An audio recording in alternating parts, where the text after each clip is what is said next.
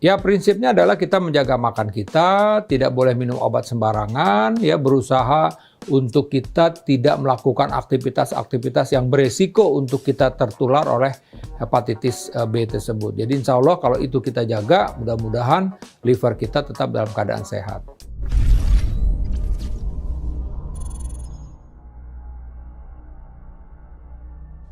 Organ hati atau kita bilang liver ini adalah organ yang terlibat di dalam sistem pencernaan kita, ya. Ya, juga menghasilkan protein, ya, albumin, ya, kemudian juga di situ memproduksi empedu kita, ya. Kemudian juga termasuk ada beberapa juga enzim juga diproduksi di situ, ya. Nah, kemudian juga membantu untuk memproduksi beberapa vitamin di situ dan juga sebagai pencuci darah kita dalam tanda petik, ya, karena kan sebenarnya kalau bilang bicara pencuci darah ada ginjal. Nah, ini liver sebenarnya juga di situ tadi itu. Jadi tempat juga darah-darah itu juga melalui liver kita tersebut gitu.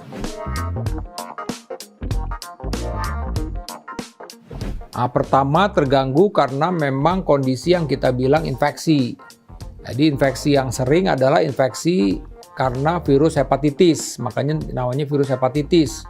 Ya, yaitu suatu virus yang memang menyerang liver, menyerang hati, sehingga orang yang memang terserang oleh virus tersebut akan menyebabkan penyakit yang kita bilang hepatitis.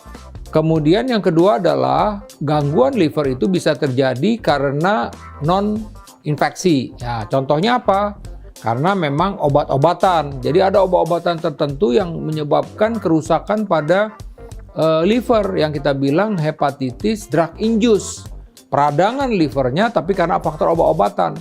Nah, kemudian hal yang lain apa? Ada yang kita bilang karena fatty liver, perlemakan hati. Misalnya pada orang-orang yang memang kolesterolnya tinggi, dia bisa saja ada timbunan lemak pada livernya. Itu yang tadi menyebabkan fatty liver. Memang ada lagi infeksi-infeksi lain yang bisa saja menyebabkan keterlibatan liver.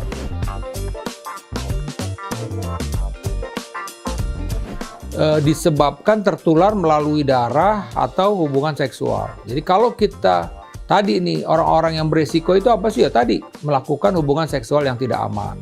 Kemudian tadi juga mungkin menggunakan jarum suntik misalnya kan.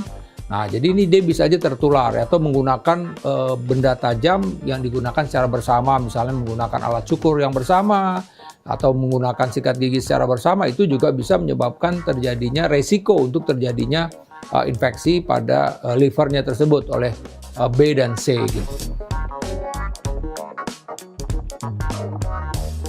Ya, prinsipnya adalah kita mesti berobat dengan benar. Jadi seperti misalnya saat ini untuk orang-orang yang mengalami infeksi hepatitis B, hepatitis C itu bisa diobatin. Ada antivirusnya. Jadi kalau seperti C bahkan cuma cukup 6 bulan. Kalau hepatitis B memang membutuhkan waktu sampai bertahun-tahun gitu. Nah, kalau tadi misalnya dia fatty liver, intinya tadi mengurangi makanan-makanan yang berlemak. Coklat, keju, lemak harus dihindarin. Nah, kemudian apalagi ya dia juga harus olahraga, jangan sampai gemuk. Ya kan begitu. Jadi dengan itu dia bisa terhindar dari penyakit-penyakit tersebut. Ya, sekian pembahasan saya tentang hati. Saya Profesor Ari Faryalsam. Sampai jumpa di konten berikutnya.